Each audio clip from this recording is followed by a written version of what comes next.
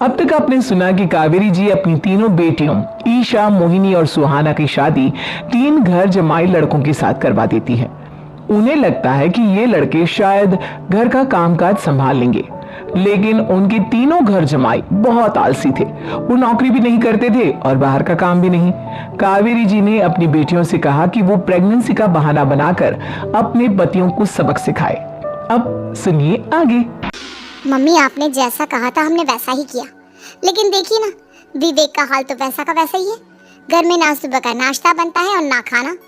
नौकरी पर जाने की बात करूं तो खाने को दौड़ते हैं मुझे। हाँ मम्मी, मैंने भी सुमित को कितनी बार कहा कि अगर नौकरी नहीं करनी तो कोई छोटी सी दुकान ही खोल लो, घर का खर्चा कैसे चलेगा। देखो दोपहर के 12 बजने आए और जनाब अभी तक सो रहे हैं। हाँ मम्मी, ईशा और सुहाना ठीक कहती हैं। अविनाश का भी यही हाल है। जब मैंने अपनी प्रेगनेंसी के बारे में कहा तो मुझसे कहने लगा, अरे दूसरी लड़कियां तो 9-9 महीने तक नौकरी करती है, बस डिलीवरी के टाइम छुट्टी लेती है। मोहिनी, तुम भी नौकरी करो। अब मुझे कहाँ नौकरी मिलेगी। मम्मी बताओ अब मैं क्या करूं। हे भगवान, क्या सोचकर घर जमाई दामाद लाई थी मैं कि मेरी बेटियां मेरे पास रहेंगी और खुश रहेंगी, लेकिन इन आलसी दामादों ने तो हमारी जिंदगी को भी प्रॉब्लम में डाल दिया है। मैं तो कहती हूँ मम्मी, हम लोग वापस अपनी जॉब पर जाना शुरू कर देते हैं। बता देते हैं इन लोगों को कि हमने प्रेगनेंसी का बहाना किया है। नहीं नहीं बेटा, ऐसी गलती भी मत करना। अगर तुमने ऐसा किया तो इन तीनों की आदत और खराब हो जाएगी। अरे आज नहीं तो कल कभी तो तुम प्रेग्नेंट होगी, तब वापस यही प्रॉब्लम आएगी। तब क्या करोगी तुम तीनों। हाँ मम्मी, आपकी बात तो बिल्कुल सही है। इन लोगों को तो सुधारना ही पड़ेगा। लेकिन कैसे? अपने बच्चों के आने की खबर सुनकर भी इन लोगों पर कोई असर नहीं हो रहा। पैसे कमाने के लिए घर से बाहर निकलना ही नहीं चाहते ये तीनों। अब मेरे दिमाग में एक प्लान आया है। तुम तीनों चिंता मत करो, उन तीनों को बुलाओ, फिर मैं बात करती हूँ। थोड़ी देर बाद कावेरी जी अपने तीनों दामादों को सामने बुलाकर अपनी बात कहना शुरू करती हैं। अविनाश, सुमित और विवेक, देखो बेटा, मैं ना तुम तीनों से बड़ा प्यार करती हूँ, इसीलिए तो तुम्हें घर जमाई बना कर रखा है मैंने। अरे मम्मी जी, सीधे सीधे कहिए ना, क्या बात है। प्यार तो हम भी आपको बहुत करते हैं। अरे मम्मी जी, आपकी इज्जत भी बहुत करते हैं। अरे भाई, आपके जैसी सास और कमाने वाली बीवी सबको मिलती है क्या। हाँ मम्मी, विवेक और सुमित ठीक कह रहे हैं। आपकी बेटी से शादी करके मेरी तो जिंदगी ही अच्छी हो गई है। जानती हूँ मैं, और ये भी जानती हूँ कि तुम तीनों अपने अपनी बीवियों से बहुत प्यार करते हो। बेटा, बात ऐसी है कि हमारे कुल गुरु ने कहा है कि प्रेग्नेंट होने के बाद मेरी तीनों बेटियां शुरू के 4 महीने हमारे गांव में जाकर रहेगी, जहां मेरे चाचा जी रहते हैं। अरे लेकिन क्यों मम्मी, गांव में जाकर रहने की क्या जरूरत है इन तीनों को। वो क्या है ना बेटा, हमारे परिवार को एक श्राप है। अगर मेरी बेटियों ने यहाँ पर बच्चा पैदा करने की कोशिश की तो उनके बच्चों को कुछ भी हो सकता है। इसलिए अब से लेकर 4 महीने पूरे होने तक इन्हें गांव वाले घर में रहना पड़ेगा। हाँ तो इसमें प्रॉब्लम क्या है मम्मी जी, हम भी वहाँ जाकर रहेंगे, पिकनिक मनाएंगे। अरे भाई बीवी जहाँ, हम भी वहाँ। हाँ यार, आइडिया तो बहुत अच्छा है। शहर की ज़िंदगी में रह रहकर परेशान हो चुके हैं, अब कुछ दिन गांव में बिताएंगे। तुम लोग समझने की कोशिश क्यों नहीं करते।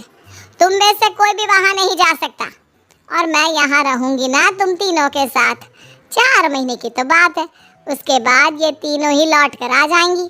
ठीक है मम्मी जी, अब हमारे बच्चों का सवाल है तो ये तो करना ही पड़ेगा। कावेरी अपनी तीनों बेटियों को कुछ दिन के लिए घर से बाहर कहीं दूसरे शहर में रहने के लिए भेज देती है। कुछ दिनों के बाद, अरे मम्मी जी, बहुत दिन से पिज्जा नहीं खाए, मंगवाइए ना। क्या बताऊं बेटा, पहले तो बेटियां खर्चा दे देती थी क्योंकि उनकी नौकरी थी, लेकिन अब तो मेरे पास पैसे ही नहीं बचे। थोड़े बहुत पैसे हैं जो बच्चों की डिलीवरी में काम आएंगे। लेकिन मम्मी जी, आपकी बेटियों को वापस आने में तो अभी बहुत वक्त बाकी है। वही सोच सोच कर परेशान हो रही हूँ। सोच रही हूँ कल से दूध भी बंद करवा देती हूँ। अब दूध वाले को देने के लिए पैसे भी तो नहीं है ना। अरे नहीं नहीं मम्मी जी, अगर दूध भी बंद करवा दोगी तो मुझे चाय कहाँ से मिलेगी, और चाय के बिना मैं तो मर ही जाऊंगा। क्या करूं बेटा, इसके अलावा हमारे पास कोई ऑप्शन नहीं है।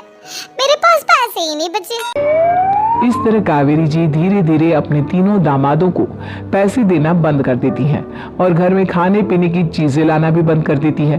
अब वो तीनों बुरी तरह से परेशान होने लगे थे और इसलिए एक दिन तीनों प्लान करके घर से बाहर निकलते हैं और बाजार में जाने के बाद यार अच्छा खाना खाए हुए कितने दिन हो गए, पता नहीं कब अच्छा खाना मिलेगा।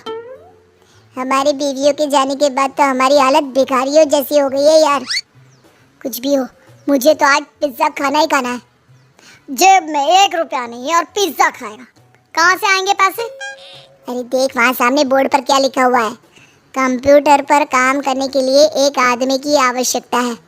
भाई मैं तो जा रहा हूँ, काम करूँगा और शाम तक पैसे लाकर आराम से पिज्ज़ा खाऊंगा।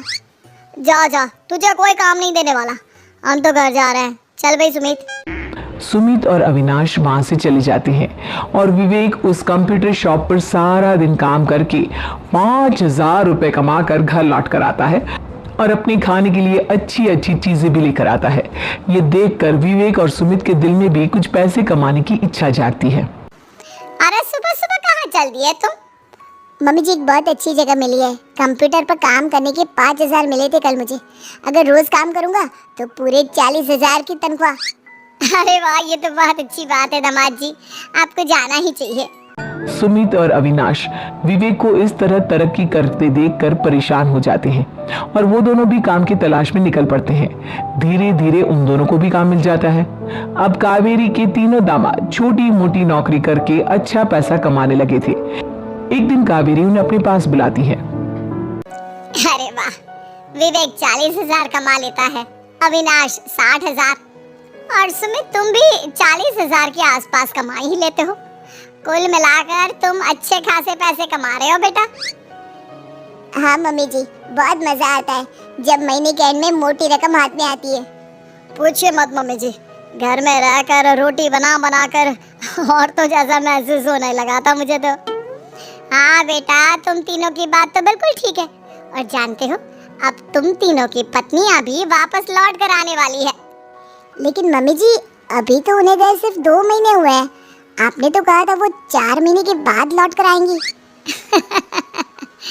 ऐसा कुछ नहीं है बेटा, मैं सिर्फ तुम तीनों को सबक सिखाना चाहती थी कि आदमी घर में बैठकर बीवी की कमाई खाता हुआ अच्छा नहीं लगता। इस दुनिया में हर इंसान को मेहनत करनी चाहिए, काम करना चाहिए, चाहे वो औरत हो या आदमी, ताकि अपने परिवार को संभाल सके। कावेरी की बात सुनकर उन तीनों को अपनी गलती का एहसास होता है और कावेरी उन्हें सच बता देती है कि ईशा, सुहाना और मोहिनी शहर में ही कहीं दूसरी जगह रह रहे थे। शाम के वक्त उन तीनों की पत्नियां लौट कर आ जाती हैं और कावेरी जी का परिवार एक खुशहाल परिवार की तरह रहने लगता है।